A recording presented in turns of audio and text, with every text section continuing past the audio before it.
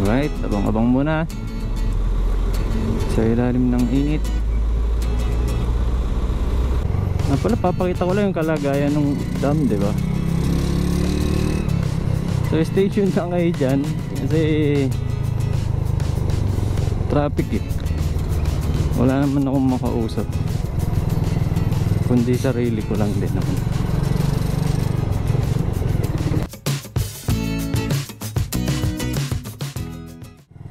Yo, what is up mga repa? Uy, sarado pa vapor sub ah. Holy cow, umuulan pa yata. Wala naman akong dalang case.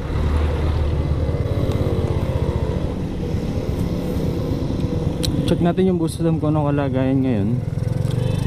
Since 1 week na mula nung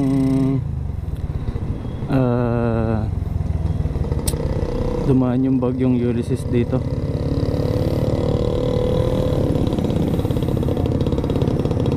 And yeah, nakaka-multi gears na naman ako. So pasensya na. Ito lang naman tayo sa kabila. And si Karag na rin yung dala natin.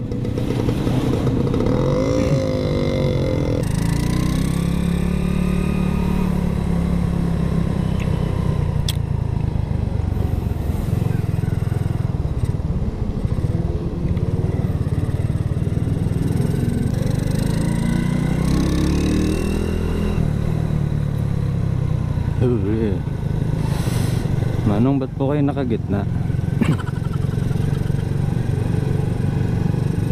Hindi po ako maka-overtake, Manong.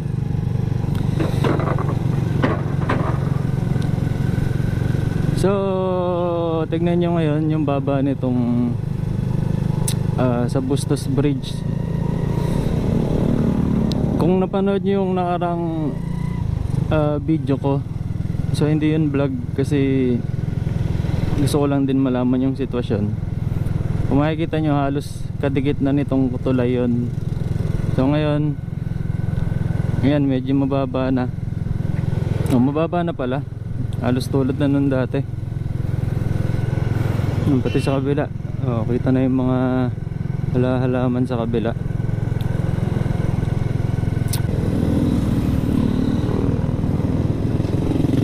Yan, naayos na rin nila. Ayan yung mga posting nakabagsak noon. Mga kable-kable na lang na medyo mabababa pa.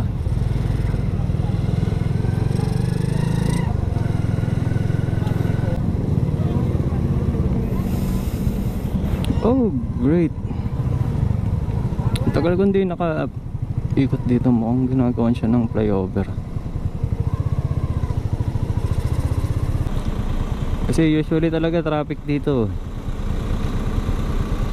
Dahil nga may maraming truck at ano dyan, dire-diretso doon pa kabila. Alright, abang-abang muna sa ilalim ng init.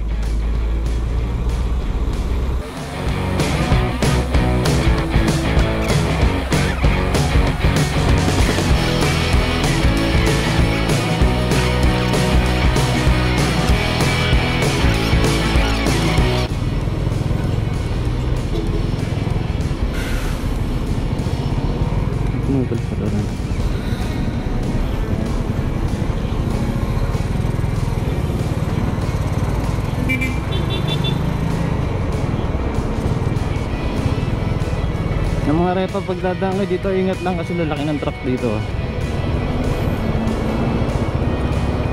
Make sure lang na layuan nyo na lang sila kasi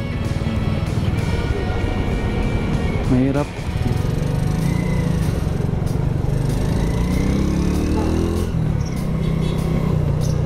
Pisak ka dyan.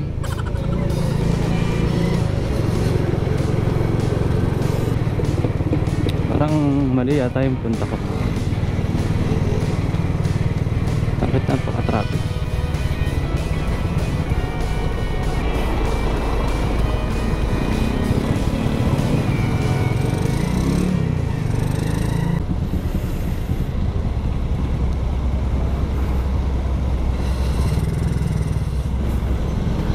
Lusot muna, pray.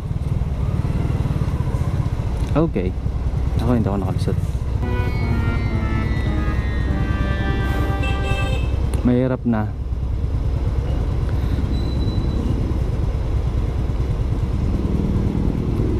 Ay, papasok pala to dun.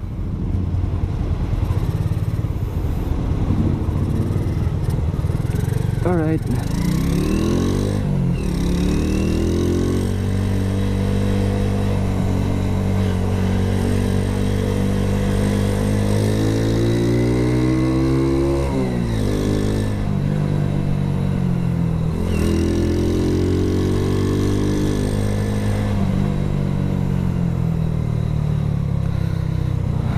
Traffic ka.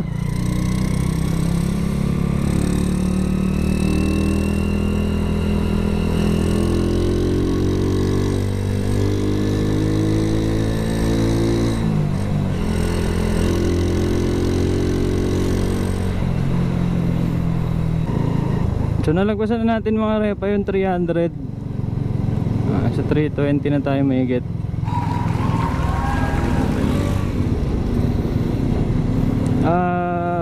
Kung maaari, kung marami kayong tropa dyan, baka sakali pwede nyo naman i-share yung channel natin.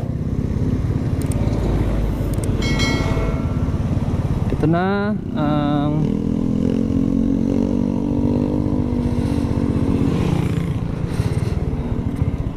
hindi pa ako lumagpas.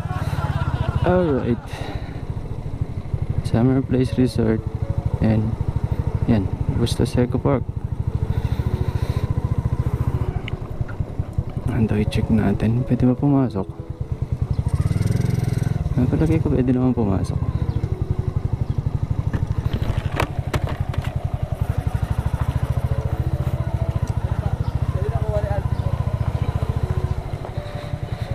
So para ma-check natin yung ano, doon tayo sa taas.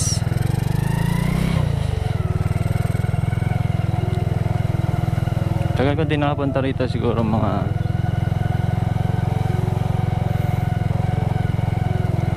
ilang years ba? 5-4 years.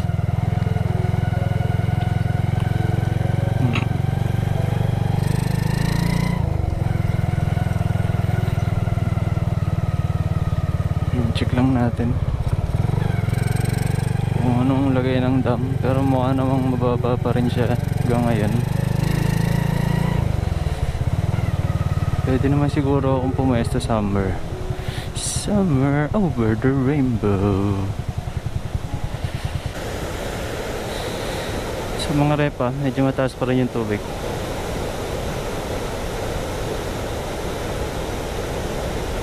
And yung inflatable yata yung tawag dyan, yung rubber, wala na, bumigay na pala. Isa, dalawa, tatlo. Hindi ko alam kung makita nyo sa camera, pero try ko yung cellphone yung gamitin, no. Yan, no, yung taas. May milwit na yung iba doon. Ang hirap maligo sa ganyan, chocolate. Nung hindi nagbabaha, ang tubig dyan kulay puti. May mga puti-puti konti. Yan. So try natin kung ano sa cellphone, no. Wait. So kung makikita nyo doon, ayan, meron pang nakaharang na rubber. So dito sa part na to, sensya na, hindi maganda yung cellphone natin. Ayan, o. So dito, ayan, may rubber pa. And dito, yung tatlo, ayan, umigay na. And yeah, ayan, tapos yung tubig, malakas. Yun yun ang gagaling.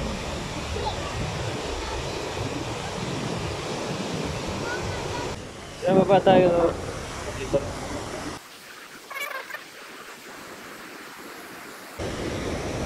Pwede natin pupuntaran mamaya sa may kabila. Doon, sa may tricycle na yun. Punta natin yun mamaya. And yeah, yan. So as you can see, yung taas ng tubig. Hindi pala mataas yung tubig, malakas yung agos.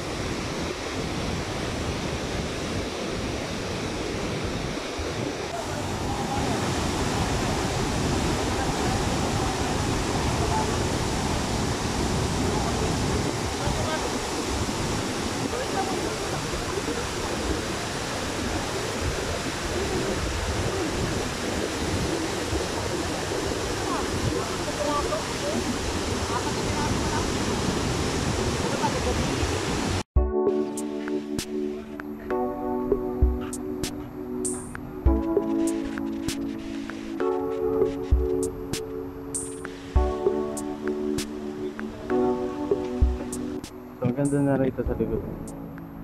Ano pala ito? Makikita nyo.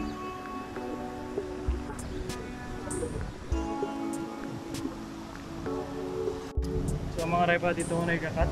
Tambay muna ako siguro rito. Maya na ako uwi. Mahangin dito, masarap tumambay. So ingat lahat.